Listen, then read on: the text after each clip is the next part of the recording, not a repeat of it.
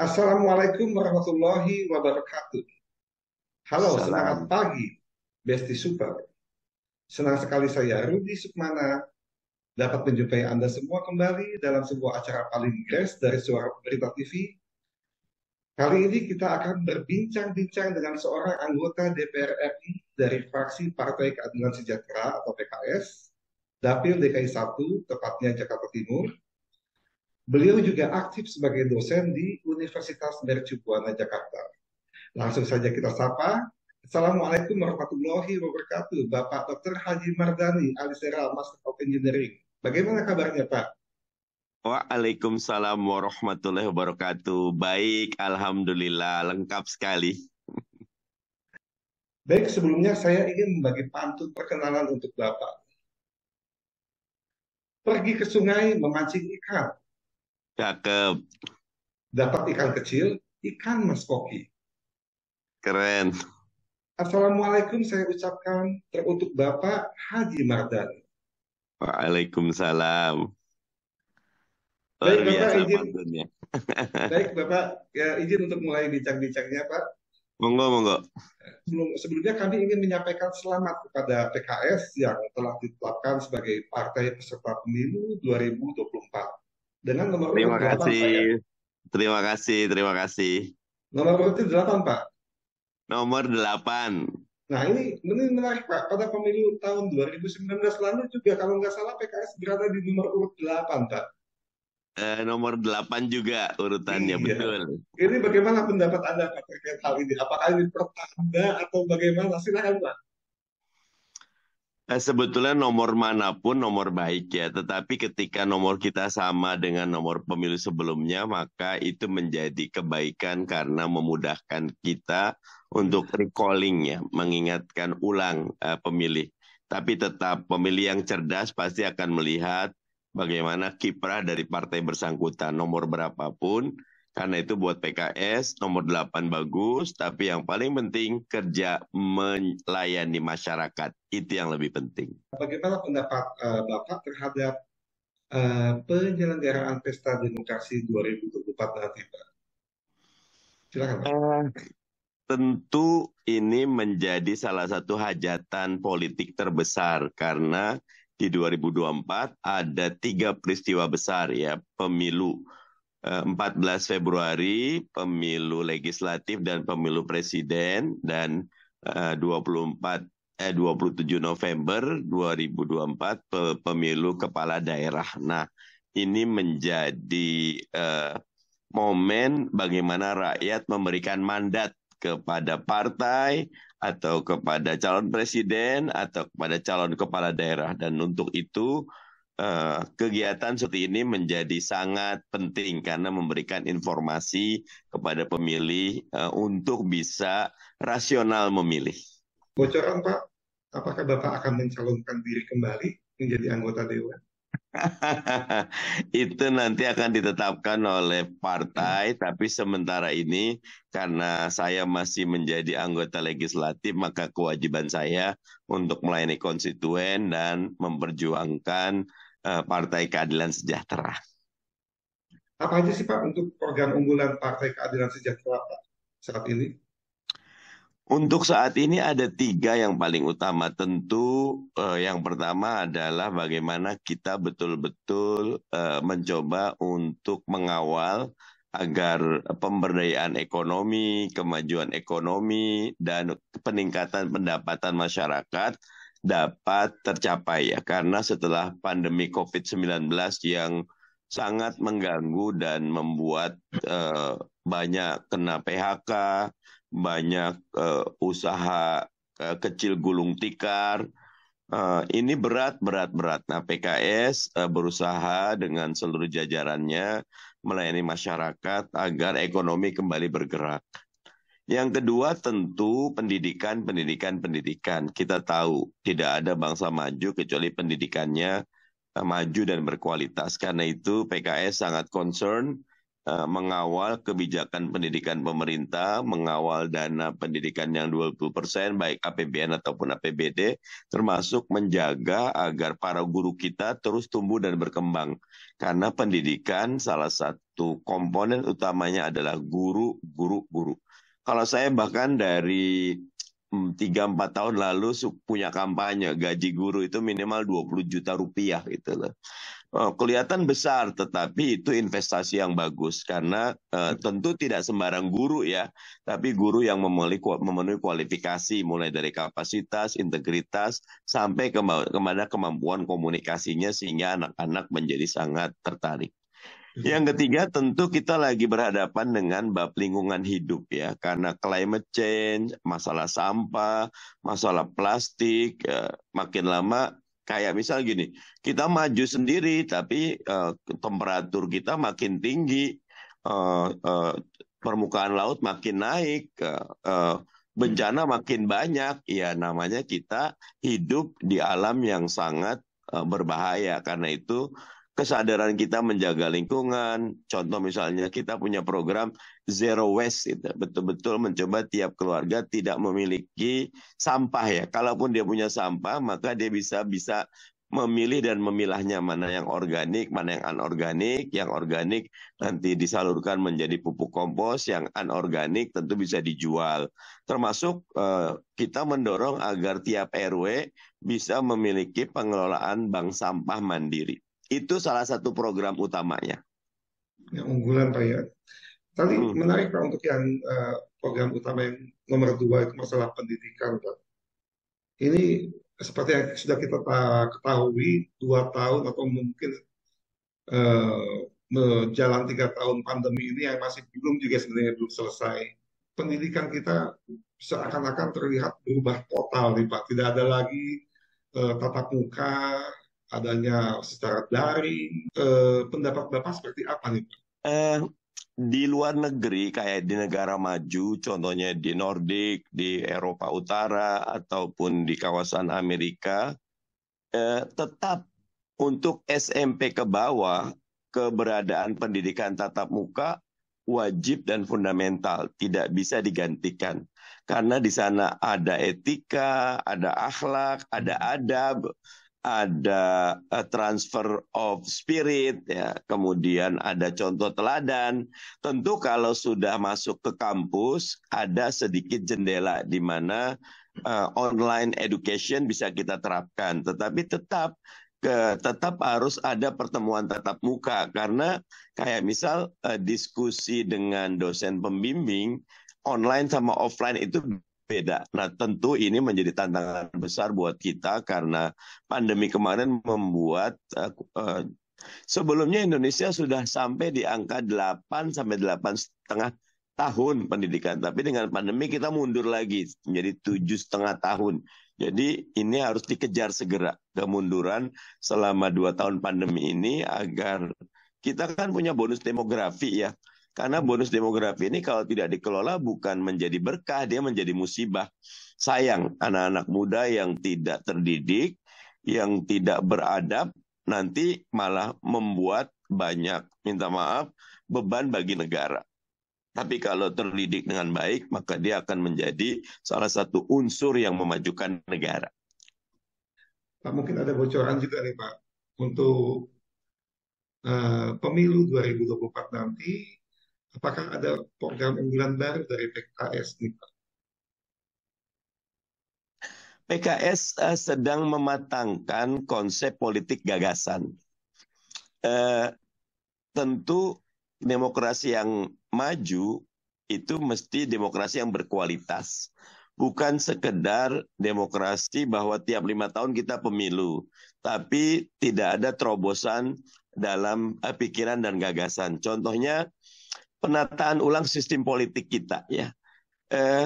Teman-teman tentu tahu ya, sementara ini otonomi daerah ada di namanya kabupaten kota. Dulu disebutnya Dati 2 ya, daerah tingkat 2. Ternyata ada komplikasi. Yang pertama, ada kecenderungan munculnya politik dinasti di beberapa tempat. Bapaknya, anaknya, kemudian nanti ibunya, dan itu secara kalkulasi atau teori demokrasi itu tidak sehat karena satu daerah cuma dikuasai oleh satu keluarga dan itu cenderung masyarakat akhirnya tidak maju ya. Tapi kalau kita kaji ada daerah seperti DKI Jakarta dan Jogja di mana provinsi itu cuma memiliki 6 sampai 8 kabupaten kota dan peran dari gubernur sangat dominan. Jadi ada kajian yang sedang ditajamkan, otonomi daerah ditarik ke provinsi. Nah, tetapi jumlah kabupaten kotanya dibatasi 6 sampai 8 kabupaten kota. Ya, misal Jawa Barat itu kan ada 27 kabupaten kota. Itu bisa dibagi menjadi 3 provinsi. Tapi tetap dengan kabupaten kota yang sama. Kenapa? Kalau ditarik ke provinsi, kalau misal satu kabupaten kota 3 sampai 4 triliun. Uang 3 sampai 4 triliun itu tidak bisa membangun sekolah terbaik, tidak bisa membangun universitas terbaik, tidak bisa membangun satu kawasan industri yang kokoh. Tapi kalau 3 sampai 8 katakan masing-masing 3 sampai 4 triliun, kalau 6 mungkin 18, paling kecil atau 24, besarnya itu bisa sampai 30 triliun, itu agak nendang anggarannya. Dan saat yang sama peluang ada dinasti kecil agak susah karena sulit mendapatkan kondisi bagi satu keluarga yang berpengaruh untuk kuat di 4 sampai 6 apalagi 6 sampai 8 kabupaten kota. Nanti akan ada kontestasi yang baik. Karena esensi demokrasi itu kontestasi. Ada keluarga besar bagus, tapi disaingi keluarga besar yang lain, disaingi oleh dosen, disaingi oleh pengusaha, akan ada kontestasi yang baik. Dan itu akan melahirkan merit system pemimpin yang baik. Karena kita tahu, everything rises and falls on leadership ya. Segalanya naik naik dan turun karena kepemimpinan. Dan untuk memilih pemimpin yang baik perlu ada kompetisi yang baik. Begitu contoh salah satunya politik gagasan yang sedang dikaji. Ada lagi urusan pupuk. Kalau kita lihat sedih sekali petani kita. Subsidi pupuk tuh 70 triliunan. Tetapi di masyarakat sulit dan langka pupuk sehingga akhirnya harganya sangat tinggi melambung dan akhirnya yang dirugikan adalah masyarakat sendiri. Kos untuk bertani itu menjadi sangat tidak rasional. Kadang-kadang petani itu cuma menyambung hidup ya, modalnya misal sekali musim tanam itu 5 juta, biaya harga jualnya 6 juta. Kalau ditambah macam-macam ya nggak ada duitnya. Dan itu yang membuat banyak orang migrasi dari petani menjadi pekerja yang lain. Padahal Indonesia negara yang salah satu karena di khatulistiwa, iklimnya tropis, bisa menanam sepanjang tahun, tetapi kita tidak memiliki ketahanan pangan, apalagi kemandirian pangan. Begitu. Ya tadi saya tertarik dengan politik dinasti ini, Pak. Apakah mungkin yang namanya efek ekor jas ini juga terkait di dalamnya, Pak? Misalnya nih ya, bapaknya seorang presiden, anaknya mumpung bapaknya presiden mencalonkan sebagai wali kota, lalu menantunya juga sebagai wali kota. Apakah itu termasuk salah satu dari apa tadi yang dikatakan politik dinasti atau efek apa ekor jas ini, Pak? Bagaimana menurut pendapat Bapak?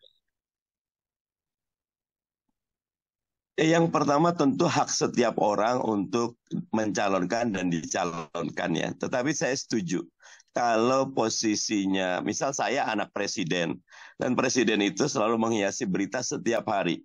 Bersinnya presiden aja jadi berita. Ke pasarnya presiden jadi berita. Dan kalau dibawa anaknya terus, akan terbentuk di masyarakat, pasti popularitasnya tinggi.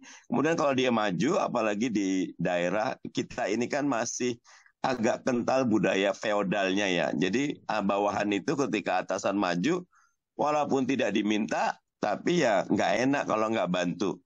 Jadi ke depan buat saya tetap semua orang punya hak untuk maju, tetapi khusus untuk presiden menurut saya harus ada aturan.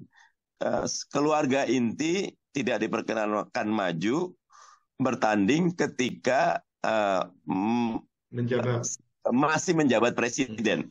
Apakah itu ayahnya, apakah itu ibunya, apakah itu anaknya, tidak diperkenankan maju karena ini untuk mendapatkan aspek keadilan bagi semua, begitu.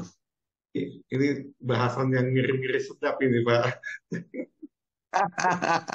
Yang bertanya juga bagus ini. Pak Mardhani, bagaimana pendapat Bapak tentang perlunya personal branding, Pak, bagi para legislator?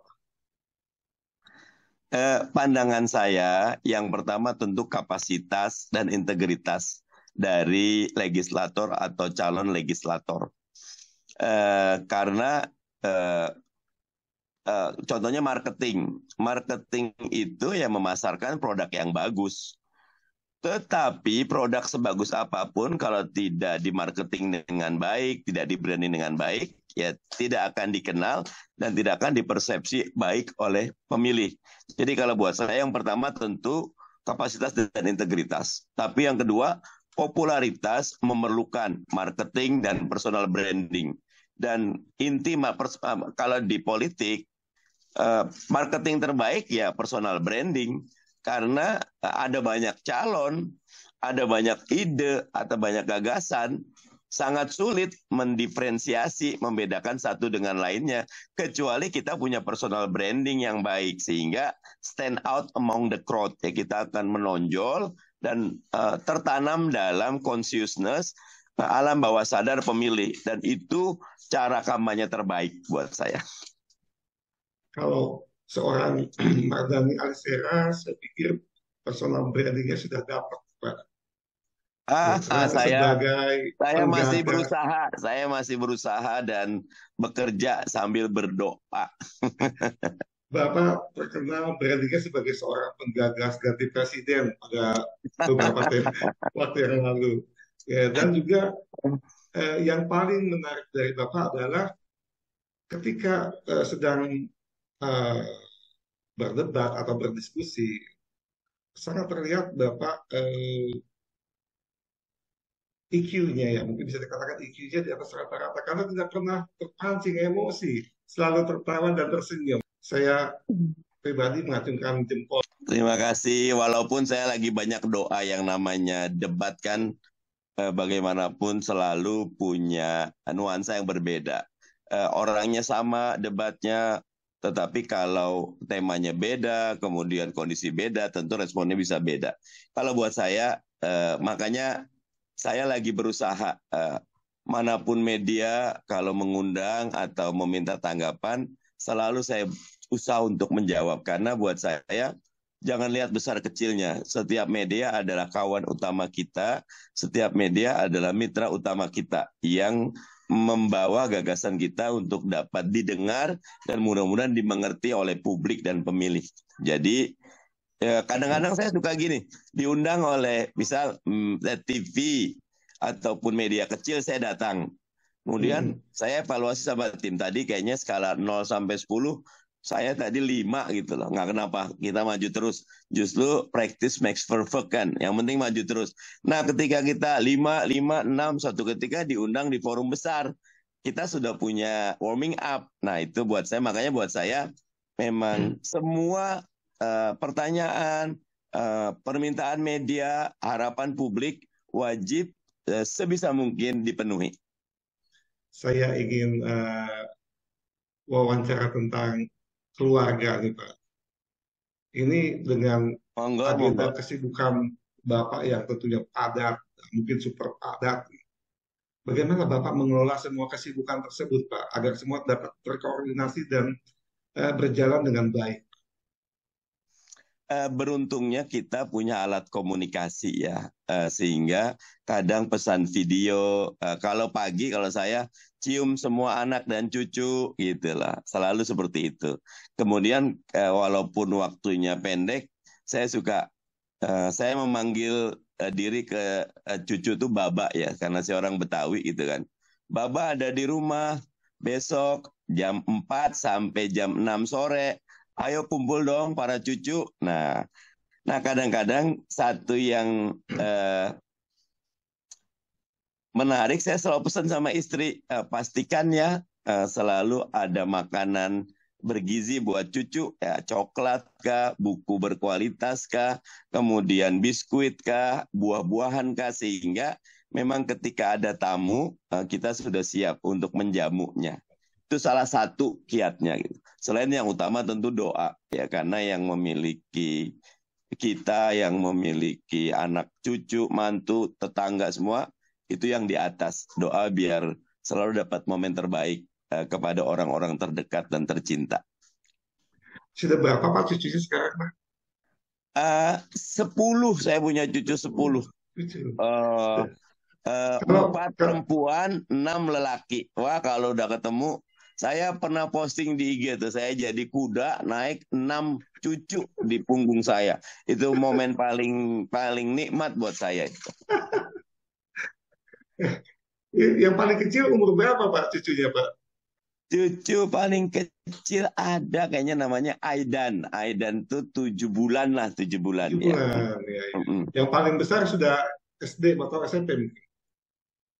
Baru mau masuk SD. Oh, Ya, baru mau masuk SD. Areta, panggilnya Ale gitu loh. Ini udah daftar SD, sekarang TK besar, Oh, perempuan. iya.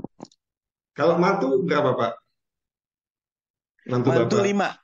Oh, udah 5 Mantu ya. 5. Ada Berapa? dari Garut, ada dari Sukabumi, ada dari Jakarta, ada dari Purwakarta gitu loh. Dan ada juga dari Bekasi gitu. Berarti yang belum mentas 4 lagi Pak ya? 4, masih 4 ya. Masih Ini 4 masih lagi ya? kuliah. Masih Masih kuliah? kuliah tingkat akhir, kuliah tingkat 1, SMA kelas 3 sama SMP kelas 3. Baik Pak. Ini tentunya Pak, seorang Mardhani Alisera ini bisa eksis di dunia politik itu tentu dapat dukungan Pak dari keluarga Pak. Bagaimana Pak dukungan seperti apa yang Bapak dapatkan dari seluruh keluarga, terutama dari pasangan ya, dari ibu dan anak-anak beserta cucu-cucu nih Pak? Yang harus diberi kredit istri ya, karena Istri. eh, doa yang tulus, terus selalu ngingetin. Contohnya misal gini, kalau saya dapat gajian, istri selalu ngingetin, jangan lupa zakatnya, siap gitu. Hmm. Kalau saya mau tampil di TV, jangan lupa luruskan niat. Dan jangan marah-marah ya, ingat ya, kamu itu dilihat publik gitu. Siap, Umi, saya manggilnya Umi itu. Jadi selalu mengingatkan, mendoakan, dan yang utama tentu menjaga agar namanya anak ya, 1 aja masalahnya banyak, ini 9, udah nikah 5, pasti banyak masalah. Tetapi tentu dengan kita coba dekat kepada Allah Subhanahu wa Ta'ala, meminta doa agar selalu dijaga dan lindungi, serta keterbukaan. Handphone saya itu 24 jam bisa dibuka oleh istri, oleh anak, mereka tahu semua gitu. Jadi kita tidak boleh saling menutupi, karena justru fondasi dasar dari keluarga yang baik, kita saling percaya. Lantas bagaimana Pak Bapak menjaga kondisi kesehatan nih Pak, terutama dengan kesibukan yang Bapak hadapi yang super padat ini? Eh, saya rutin minum vitamin C gitu loh. Ada ester C itu yang murah, yang 1 botol tuh 40.000 itu loh, isi 30 gitu loh. Eh, Bukan apa-apa, karena memang tadi energi yang keluar. Kadang-kadang kalau Sabtu Ahad dari sebelum subuh udah ada pengajian subuh, saya datang gitu loh. Kemudian ada senam, kemudian ada baksos, kemudian ada temu tokoh, kondangan yang banyak ini kondangan ya. Dan kami selalu bahagia kalau kondangan ya, karena kan kayak nikahan cuma sekali seumur hidup ya, atau minta maaf ada yang sakit, atau takziah ada yang meninggal. Nah, tentu fisik ya, dan buat saya minum air putih dan vitamin C itu nomor 1. Nah, tapi nomor 2, memang saya agak maksa diri, suka trekking.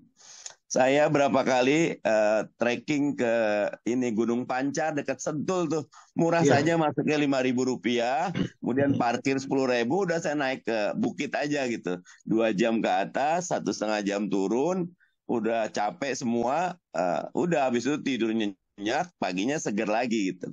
Kadang-kadang memang harus memaksakan diri. Tapi kadang-kadang juga kita tahu diri kalau lagi agak kurang sehat, ya mungkin yang biasanya jadwalnya 7-8 titik kita buat izin ya. Biasanya kalau baru pulang dari luar kota atau luar negeri, tim saya selalu manggil ke saya kan Habibie, 3 titik aja ya hari ini, besok ya karena kan baru pulang gitu. Ya sudah ikut, tapi kadang-kadang kalau dipaksa melalui tim 3, tapi ada yang maksa melalui saya, udah 2 terima lagi 2 jadi 5 titik juga itu. Ya cara yang utamanya nikmati, karena mereka ngundang itu bukan beban. Betapa bahagia memberikan orang kaget dan bahagia melihat kedatangan kita itu loh. Karena buat mereka nggak usah ngasih hadiah apapun, datangnya aja udah bikin bahagia. Jadi saya bilang, udah mumpung kita lagi diharapin orang, ayo kita datang. Gitu.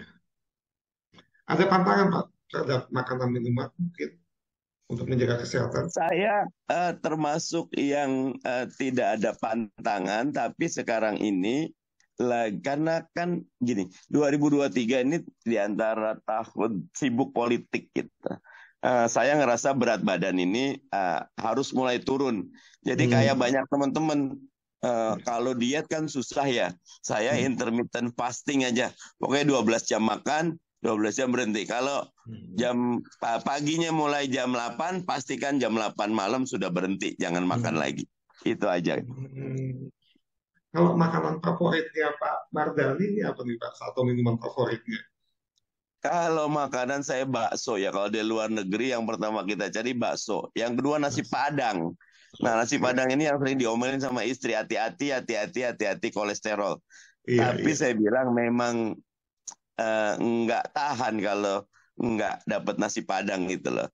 Kelebihan nasi padang itu kan datang nggak sampai 5 menit udah siap makan itu kan. Itu luar biasa, nikmat lagi, harganya terjangkau. Kalau minuman saya sukanya air kelapa ya, karena luar biasa air kelapa itu, sehat, benar-benar natural, dan harganya murah ya, paling 5.000 atau paling mahal 10.000 satu batok gitu loh, atau kelapa itu. Tidak pakai gula ya, dan itu sehat gitu. Jadi kalau nggak air putih gitu loh. Pak Mardhani, saya dengar kabar juga saya baca sering Bapak mengajak keluarga, terutama anak-anak untuk ke toko buku, terutama Pak ya, membaca-baca buku di sana. Gitu. Sebenarnya buku apa sih yang paling berkesan atau menginspirasi Bapak? Gitu? Kalau saya 2 yang saya sukai, satu buku tentang manajemen, tulisan John Malcolm ya, tentang leadership. Yang kedua tentu lingkungan. Saya lagi banyak baca The Six Extinct ya, kepunahan ke-6, tentang umur dunia, tentang ancaman lingkungan ke depan. Karena buat saya pelan tapi pasti air laut kita kian asam, kemudian karang laut kita kian hilang, pohon kita kian berkurang, kemudian temperatur kita kian naik. Sangat tidak sadar, tapi kita sedang menuju kepada satu keadaan bahasa apokalips, kiamat kecil. Nah, itu bisa kita hentikan kalau kita tadi zero waste, tidak banyak buang sampah, tidak banyak menggunakan sumber energi yang fosil. Tetapi saya mulai dari diri sendiri. Kita sekarang, contohnya saya kemana-mana bawa tumbler gitu loh. Kan walaupun plastik bisa di recycle, tapi buat saya lebih baik saya kemana-mana bawa tumbler untuk minum air putih. Begitu. Sebagai seorang politikus di Indonesia, Pak, mungkin Bapak punya tokoh yang memotivasi Bapak untuk terjun ke dunia politik. Kalau motivasi utamanya tentu karena saya dari partai Islam ya, itu baginda Nabi Muhammad SAW.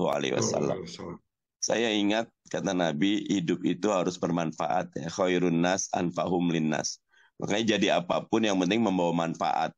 Mau jadi tukang sampah sekalipun, tapi kalau dia bawa manfaat maka itu hidupmu menjadi besar.